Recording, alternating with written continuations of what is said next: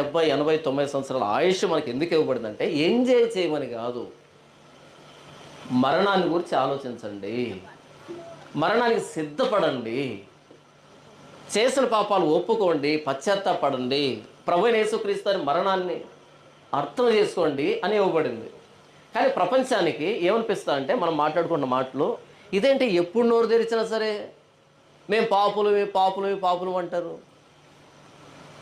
పాపి అనకపోతే ఇంకేమంటారు? పండితుడు అంటారు, పుణ్యమూర్తి అంటారు? లేదు కదా, పాపనే అంటారు.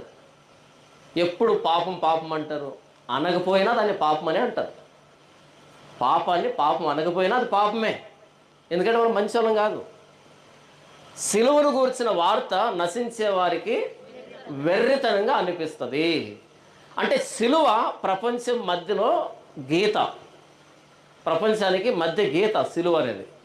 ఒకవైపు ఎవరు ఉంటారా అంటే వెర్రోళ్ళు ఉంటారు, ఇంకోవైపు ఎవరు ఉంటారంటే జ్ఞానులు, దేవుని జ్ఞానం. అది సిలువ అనేది నశించే వాళ్ళకు వెర్రితనం కనపడుతుంది, మధ్యలో గీతది.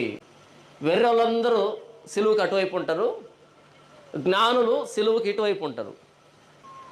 అలాగే బైబిల్ కొన్ని లక్షణాలు చెప్పింది, పాపపు లక్షణాలు చెప్పింది. నీతిమంతులు లేడు, ఒక్కడు లేడు, పాపానుకునేటువంటి లక్షణాలని చెప్తే ఆ లక్షణాలు మనలో కనబడ్డాయి అనుకో, అప్పుడు బైబిల్ కానీ సువార్త కానీ వెర్రిది అని కాదు అర్థం. మనం కన్సల్ట్ కావాలి, దీని గురించి ఆలోచించాలి, జాగ్రత్త పడాలి అని అర్థం.